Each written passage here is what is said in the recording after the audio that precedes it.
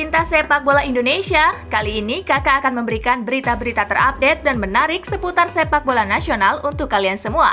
Selamat menyaksikan!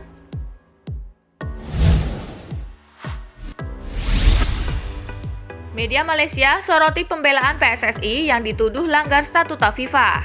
Setelah dituduh telah melanggar statuta FIFA, PSSI akhirnya memberikan klarifikasi. PSSI dituduh telah melanggar statuta FIFA karena PLT Sekjen Yunus Nusi ternyata juga merangkap sebagai anggota komite eksekutif. Tetapi akhirnya tuduhan tersebut dibantah oleh Head of Media PSSI, Eko Rahmawanto, yang menyebut Yunus Nusi malah sudah mendapatkan persetujuan dari FIFA dan AFC. Ia menambahkan kalau nantinya bila sudah benar-benar resmi memegang jabatan Sekjen PSSI, Yunus Nusi akan bersedia mundur dari anggota Exco. Dia diketahui terpilih menjadi PLT Sekjen PSSI sejak 20 April lalu setelah mundurnya Ratu Tisa Destria.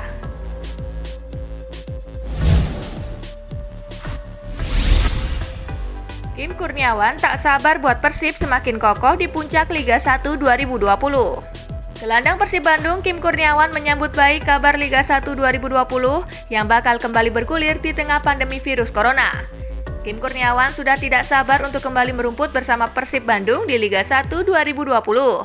Apalagi kini Maung Bandung sementara bertengger di posisi puncak klasemen.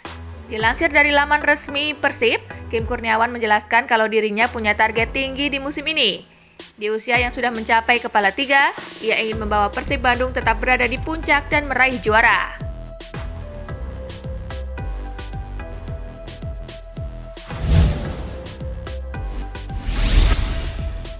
Operator Liga 1 2020 menganggap Stadion Maguwo Harjo masih perlu perbaikan. Tim verifikasi venue dari PT Liga Indonesia Baru selaku operator kompetisi melakukan peninjauan ke Stadion Maguwo Harjo pekan lalu. Ada sejumlah kekurangan yang mesti dibenahi dari markas tim PSS Sleman tersebut sebelum digunakan sebagai venue kelanjutan Shopee Liga 1 2020. Stadion Maguwo Harjo bersama Stadion Sultan Agung Bantul ditunjuk untuk menjadi tuan rumah beberapa tim Liga 1 2020, terutama yang berasal dari luar Pulau Jawa. Namun PT LIB memberikan beberapa catatan agar Stadion Kebanggaan Masyarakat Sleman itu perlu perbaikan di sejumlah titik.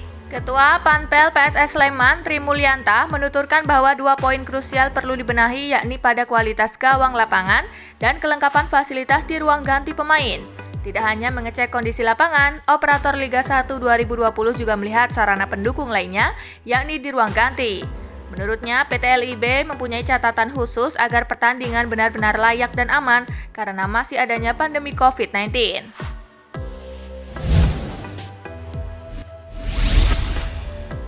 Andritani Ardiasa sedih, marah, dan kecewa setelah tidak dipanggil Sinteyong ke Timnas Indonesia. Untuk pertama kalinya dalam beberapa tahun terakhir, nama Andritani Ardiasa tidak tercantum pada daftar pemain Timnas Indonesia. Kiper Persija Jakarta itu tidak dilirik oleh pelatih Sinteyong untuk pemusatan latihan di Jakarta pada Agustus 2020. Saya sedih, kecewa, dan marah. Saya lihat dari media sosial mengenai nama-nama yang dipanggil oleh Coach Sinteyong ke Timnas Indonesia. Ucap Andritani pada podcastnya yang berjudul Reaksi yang Positif. Sampai sekarang perasaan marah tidak pernah luntur dalam diri Andritani. Penjaga gawang berusia 28 tahun itu justru akan mempertahankan kondisi tersebut untuk kurun waktu yang lama. Perasaan sedih sampai sekarang sudah tidak, tapi marah sampai saat ini. Dan marah akan saya bawa sampai nanti. Berawal dari marah, maka akan menjadi motivasi buat saya. Imbu Andritani yang merupakan penjaga gawang utama Timnas Indonesia di kualifikasi Piala Dunia 2022 zona Asia ini.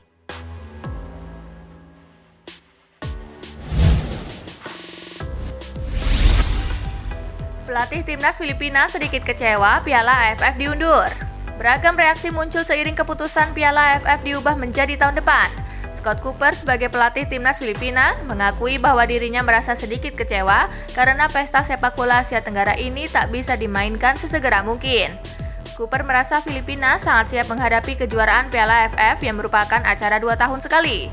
Kualitas skuad dari Askal saat ini memang sangat bersaing dengan negara lain dan waktu penundaan akan dimanfaatkan Cooper. Dalam perkembangannya, Timnas Filipina memang sudah jadi tim yang disegani di kawasan Asia Tenggara, bahkan Asia. Mereka juga masih akan memainkan 3 partai sisa kualifikasi Piala Dunia 2022 melawan Guam, Tiongkok, serta Maladewa.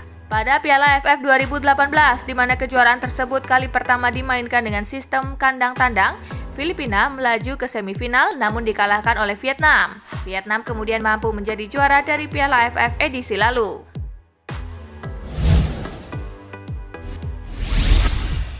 Lima pemain berpotensi lebih lama di Timnas Indonesia, Arema legawa. Pemusatan latihan Timnas Indonesia di Jakarta tak kunjung dimulai, padahal sudah sepekan lebih pemain berkumpul di ibu kota. Pemain harus mengikuti 3 kali tes kesehatan, sekali rapid test, dan 2 kali swab test. Seharusnya 1 Agustus kemarin latihan sudah dimulai, namun hasil swab test kedua belum keluar. Kini pemain masih menunggu keputusan dari pelatih Sinteyong kapan latihan akan dimulai. Jadwal pemusatan latihan Timnas berlangsung pada 23 Juli sampai 8 Agustus, namun itu bisa berjalan lebih lama sehingga pemain belum bisa kembali ke klub.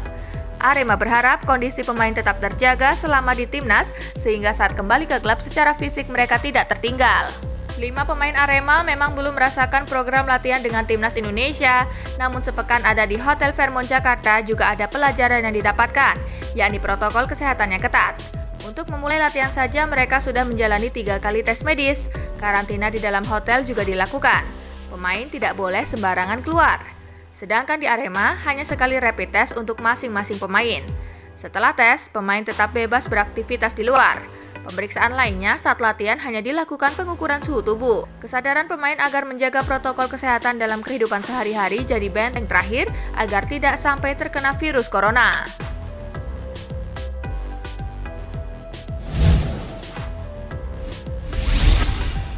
Plus dan minus penundaan Piala AFF 2020 bagi Timnas Indonesia. Piala AFF 2020 resmi batal digelar tahun ini. Penyebabnya tak lain dan tak bukan adalah karena pandemi COVID-19. Melalui lamannya, Konfederasi Sepak Bola Asia Tenggara mengabarkan bahwa Piala AFF 2020 akan ditunda hingga tahun depan. Namun jadwal barunya belum ditetapkan. Informasi itu didapat setelah AFF menggelar pertemuan virtual pada Kamis 30 Juli 2020. Pertemuan tersebut dipimpin oleh Presiden AFF, Kip Samet.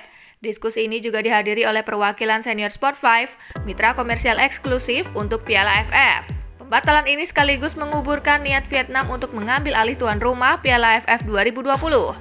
Turnamen dwi tahunan ini kemungkinan akan tetap menganut format kandang dan tandang jika jadi digelar pada April 2021. Penundaan Piala AFF 2020 berdampak negatif, namun juga positif untuk Timnas Indonesia. Berikut ulasannya.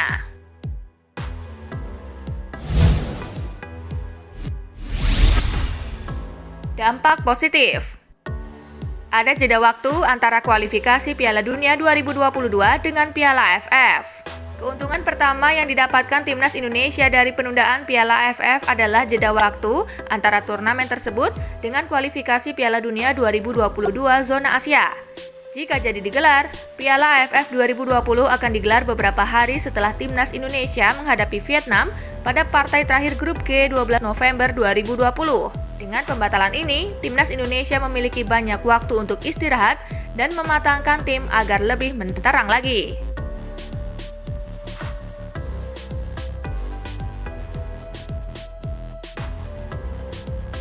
Dampak positif lainnya, Sinteyong punya waktu untuk mengenali karakter pemain Timnas Indonesia. Keuntungan lainnya ialah waktu pelatih Sinteyong untuk mengenali karakter pemain Timnas Indonesia lebih panjang. Pasalnya, jika Piala AFF jadi dilangsungkan pada November 2020, Sinteyong praktis baru beberapa bulan menangani Timnas Indonesia. Sinteyong bisa memanfaatkan waktu ini untuk mengamati para pemain di Shopee Liga 1 yang akan kembali dimulai pada Oktober 2020. Dengan begitu, pelatih berusia 49 tahun itu bakal punya banyak pilihan.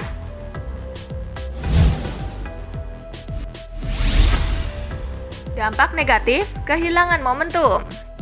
Jika Timnas Indonesia di tangan Sinteyong mampu tampil baik pada 3 partai terakhir kualifikasi Piala Dunia 2022, masing-masing melawan Thailand, Uni Emirat Arab, dan Vietnam, maka pembatalan Piala AFF 2020 akan menghilangkan momentum.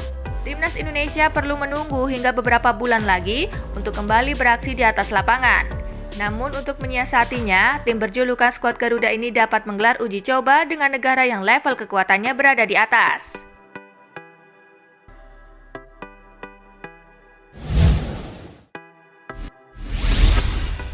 Nah itulah tadi gengs, berita-berita menarik dan terupdate seputar sepak bola nasional. Simak terus ya berita-berita menarik lainnya dari Spasi Football Indonesia. Sampai jumpa di pembahasan selanjutnya.